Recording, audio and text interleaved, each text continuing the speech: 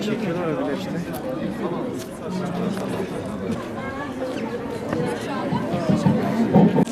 Vicdan Hareketi 8 Mart çağrısı.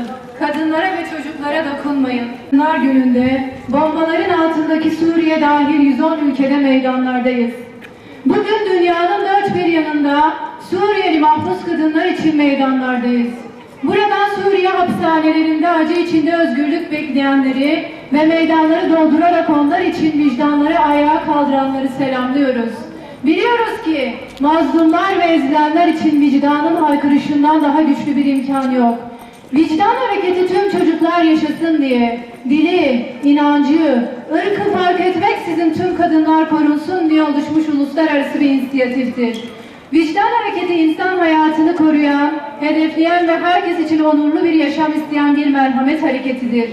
Geçtiğimiz yıl bugün dünyanın dört bir yanından kadınların bir araya geldiği vicdan konvoyu ile 10.000'in üzerinde kadın Suriye sınırında buluşmuştu. Bu yıl ise dünyanın tüm meydanlarında kadın erkek bir aradayız.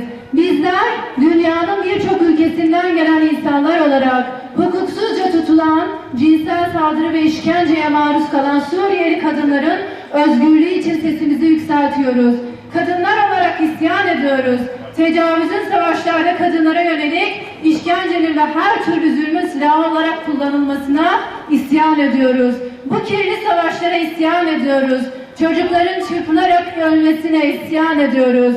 Hapislerde tutulan mazlum her kadın insanlığın geleceğine dair umudumuzu biraz daha kaybettiriyor.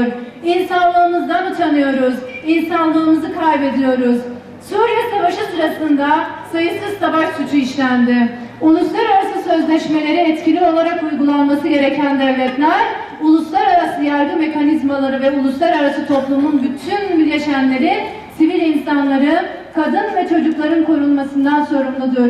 Kadınlar ve çocuklar korunmalı, hiçbir şekilde esir tutulmamalı, taraflarca herhangi bir şekilde pazarlık konusu ve unsuru yapılmamalıdır. İnsan hayatının ve onurunun korunması temel prensiptir. Bu prensibin ve sorumlulukların yerine getirilmesi ancak insanlık vicdanının harekete geçmesiyle mümkün olabilecektir. Bu nedenle bunca acıya, bu kadar ölüme ve zulme artık yeter diyoruz. Dünyanın her yerinden vicdanların sesi olarak şehirlerin meydanlarından Suriye'ye sesleniyoruz. Hemen şimdi tecavüzü silah savaşı olarak kullanmayı bırakın. Hemen şimdi kadınlara acımasızca yapılan işkenceleri durdurun. Hemen şimdi tüm Suriyeli kız kardeşlerimizi serbest bırakın. Bırakın evlerine dönsünler. Bırakın ailelerine kavuşsunlar.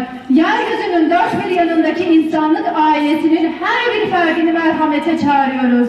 Suriye rejiminin hapishanelerindeki cesur ve onurlu kadınlara sesleniyoruz. Yeryüzünde vicdanlı bir insan kalmadan bize yardım edecek diyen kadınlara sesleniyoruz. Sesimizin size ulaştığını biliyoruz.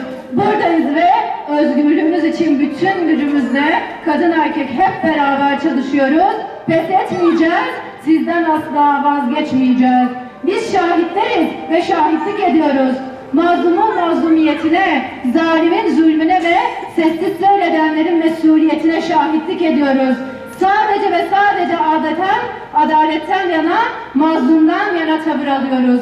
Biliyoruz ki bu aynı zamanda insanoğlunun geleceğine ve bugün zulmeden zalimlerin masum çocuklarına dahi insani bir sorumluluğumuzdur. Görevini yapmayanlara, eksik yapanlara da şahitlik ediyoruz. Birleşmiş Milletler, İslam İşbirliği Teşkilatı ve benzeri tüm uluslararası organizasyonlara, bu savaşın bir parçası olan tüm devletlere, uluslararası insan hak örgütlerine, yasaları gereğince savaş bölgelerinde sivillere karşı sorumluluk taşıyan uluslararası Kızıl Haçlar ve Kızılaylara ve uluslararası insani yardım teşkilatlarına sesleniyoruz.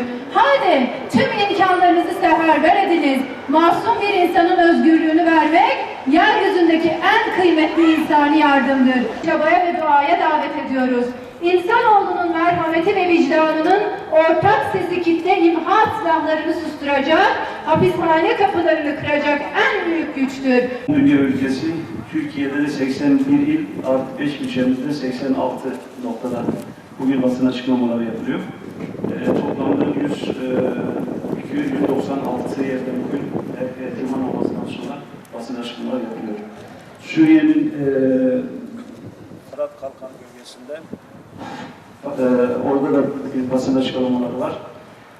Hatay merkezinde İskenderun'dan, dört yoldan geçen sene bir yerdeydik ama bu sene yaydık böyle Hatay'ın üç yerinden artık Suriye'nin işlerinde de basın açıklamaları 111 ülkesiyle beraber.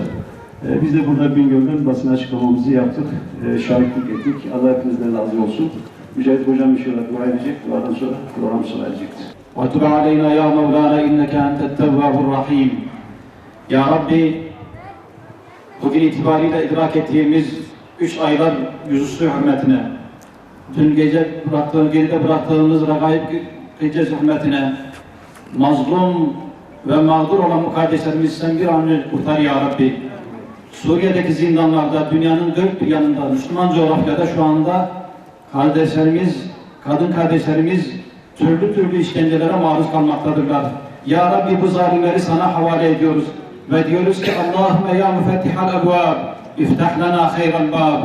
Ey en hayırlı kapıları açan Allah'ım, bizler için, Müslümanlar için, mağdurlar için hayırlı kapılar aç ya Rabbi.